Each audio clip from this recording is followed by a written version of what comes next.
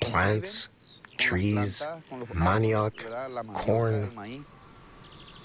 Do you think that a GM crop can coexist with the crops of the small farmers? No, we are sure it can't.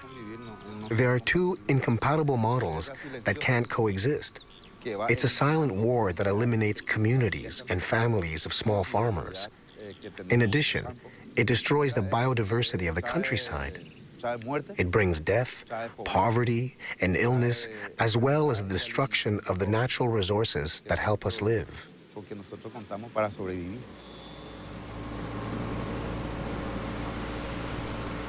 Today, Roundup is sprayed all over Paraguay by plane or mechanical spreaders driven by unprotected farm workers. The herbicide is sprayed right up to people's front doors or near the subsistence crops of small farmers. Every year, crops are destroyed and thousands of people contaminated. Like this family, which is surrounded by Monsanto's GMOs.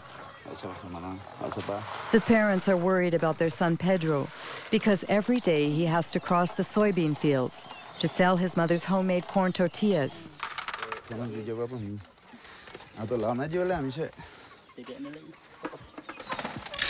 How long has he had that?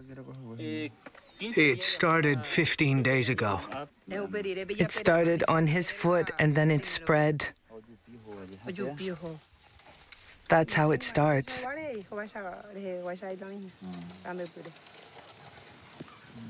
Does he have a headache?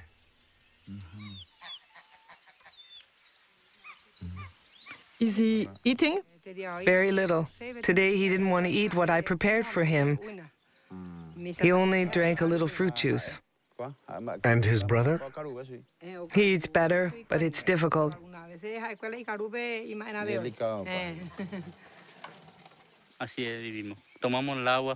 That's the way we live. Recently, we lost 60 ducks and geese. They took a few steps, and then they fell down, dead as doornails.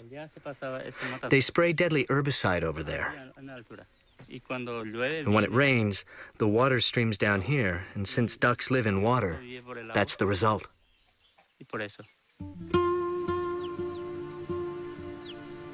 In Paraguay, 70% of the farmland is owned by only 2% of the population.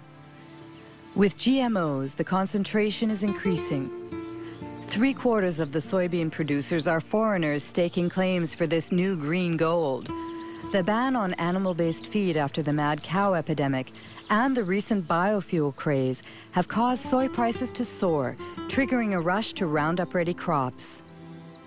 According to the last census in Paraguay, each year 100,000 people leave rural areas to live in urban slums. An estimated 70% flee Monsanto's genetically modified soybeans, which are destined to feed Europe's chickens, cows, and pigs. We are going to talk about the production model of GM soybeans promoted by Monsanto. It's a true multinational company.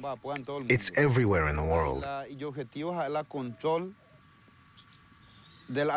Its objective is to control all of the world's food production through farmerless farming.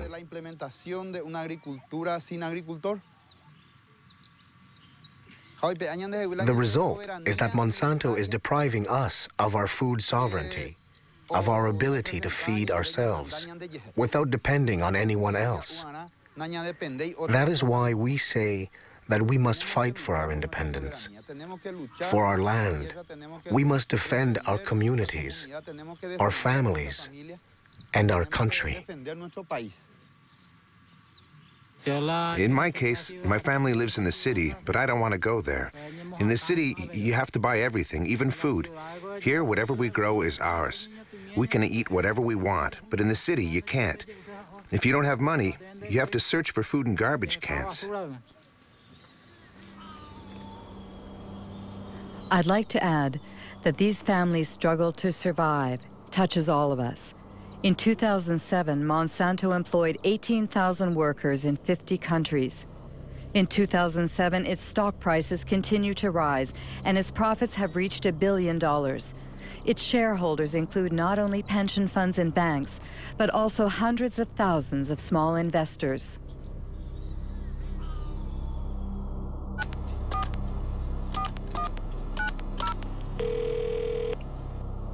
Chris Horner.